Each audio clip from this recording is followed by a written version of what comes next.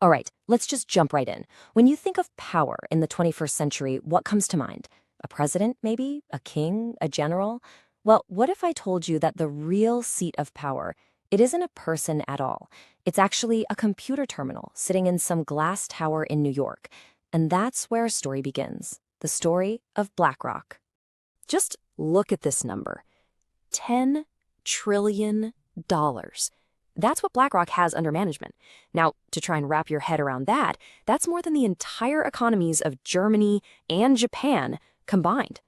I mean, a number that big, it stops being money, right? It becomes something else, like a force of nature. It's like gravity. This quote just nails it perfectly.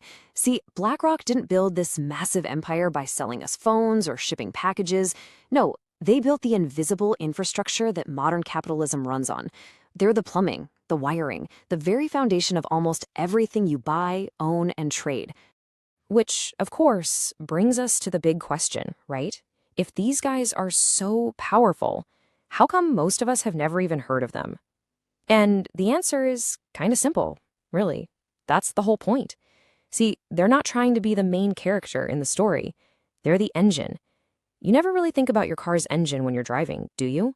You only notice it when it stops. And trust me, you do not want this engine to stop.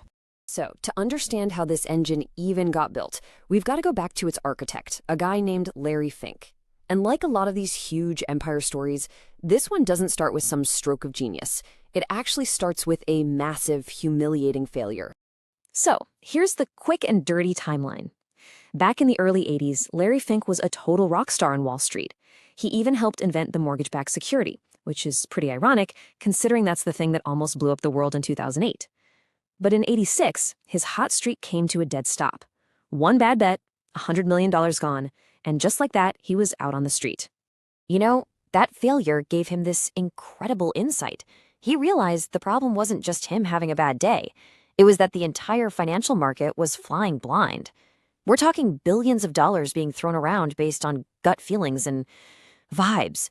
So his new obsession, his mission, was to build a machine that could see every single crack in the foundation before the whole house came crashing down. And that's what he did. He built the machine, and this is the real secret to BlackRock's power. It's not some fancy trading algorithm. It's way, way bigger than that. It's called Aladdin. So what the heck is Aladdin? Well, think of it like Amazon Web Services, but for the entire financial world. The biggest banks, your pension fund, insurance companies, they all pay BlackRock a fee to use Aladdin to keep an eye on their investments. We're talking over $20 trillion in assets being tracked, modeling everything from a port strike in Shanghai to a drought in Kansas to see how it might mess with your retirement account. Okay, to make this a little easier to grasp, let's use an analogy. Picture the entire global economy as one giant, rickety tower of Jenga blocks. Now, most investors, even the really, really smart ones, they're just laser focused on the one little block right in front of them. They're trying to figure out, should I pull it? Should I push it? Should I just leave it alone? Their vision is totally limited to that one piece. Aladdin, on the other hand, isn't looking at one block. It's like having a 4D X-ray of the entire tower. It sees every single block. It sees every tiny crack. It can even calculate the wind speed in the room and the stability of the table it's sitting on. It gives you a complete, system-wide map of every possible risk. This all-seeing machine made BlackRock absolutely essential, but its power wasn't really locked in until the ultimate stress test. That moment when the whole Jenga tower didn't just wobble, it came completely crashing down. And yeah, we're talking about the 2008 financial crisis. Lehman Brothers just, poof, vanished overnight. Trillions of dollars just evaporated. There was panic everywhere. The whole system was completely broken. The U.S. government was in full-blown panic mode. They had a $700 billion bailout fund, but they had an even bigger problem. They were sitting on a mountain of what they called toxic sludge, all those mortgage assets, and they had absolutely no idea what any of it was worth. They were flying blind. But Larry Fink had the machine he built for this exact moment. And so, at this absolutely critical moment, the government hired BlackRock to figure out this toxic mess and manage the bailout. This was the turning point. BlackRock went from being just another company on Wall Street to becoming an essential partner to the state itself, the official cleaner for the entire global financial system. That partnership cemented BlackRock's power. And after 2008, its influence just exploded. They quietly became the owner of, well, pretty much everything. The scale today is it's staggering.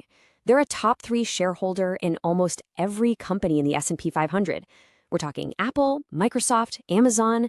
They own huge chunks of big oil companies and the biggest green energy companies.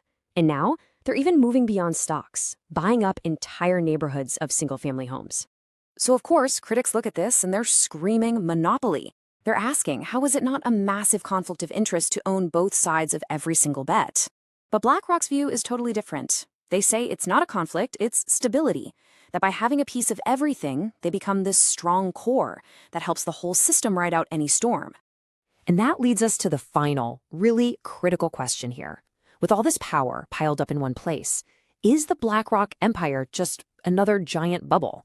Like the dot-com crash, just waiting to pop? Well, the answer is probably not. And the reason why is what makes this whole thing so fascinating. You see, unlike all those companies from past bubbles, BlackRock doesn't really sell you a physical product. They don't sell a speculative idea. What they sell is something way more fundamental. What BlackRock sells is the one commodity that the modern world is completely and utterly addicted to: certainty. In a chaotic, messy, unpredictable global economy, their machine, Aladdin, it offers a little glimpse of order. It gives you a way to put a price on risk, and that is priceless. And that's really the big takeaway here. You know that old saying, gold is money, everything else is credit? Well, that's not really true anymore. In the 21st century, everything is data, and the ultimate power, that belongs to whoever owns the database. The guy who lost $100 million didn't just build a company. He built the operating system for our entire financial future.